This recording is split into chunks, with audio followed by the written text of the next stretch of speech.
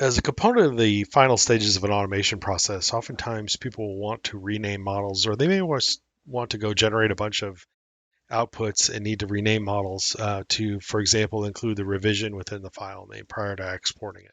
Let's say you're sending models to a vendor or something like that.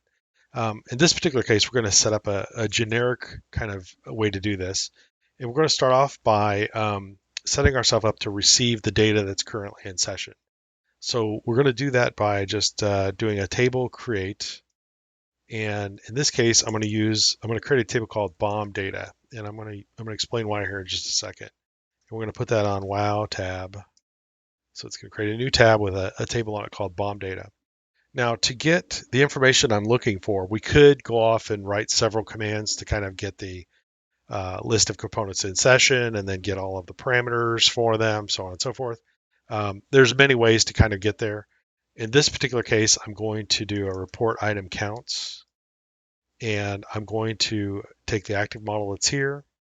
I want the revision parameter, REV, and we're going to write that to bomb data. Okay. Now, we're going to transform this data into something else, but this is a good place to start is to just get some data into Excel so that we can kind of work it. So I'm going to comment these two processes out temporarily.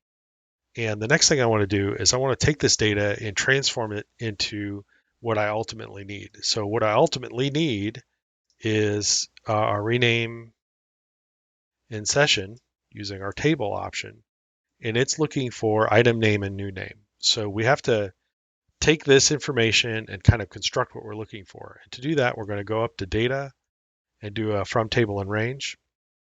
And we're going to give this new query something called new names. And really all I'm interested in is this item root and this revision. And I'm going to remove all the other columns that are here. Now, actually, no, I need the item name, the item root, and the revision. Click those again. So item name, item root, and revision. Hold down the control key, removing the other columns, and now I'm going to go create a new column that combines item root and rev. So I'm going to say I want item root, and I want, let's say, an underscore, and then we'll put rev in at the end. So that's going to be our new name, and I'm just going to rename this column to say new name. So I don't technically need these columns anymore, so we can just kind of remove these items. So this is going to be the item name and the new name that we're going to go to. So I'm going to load and close this, or close and load this to our worksheet, and I'm going to pick this cell right here to just write that new table to. So whatever I add in here is going to get transformed into data over here. So if I change this from E to XX, and simply do a refresh of our data, you'll notice that it, of course, changes over here too. So PowerQuery kind of doing its thing there. So let's see, what did we name that table? That table is new names.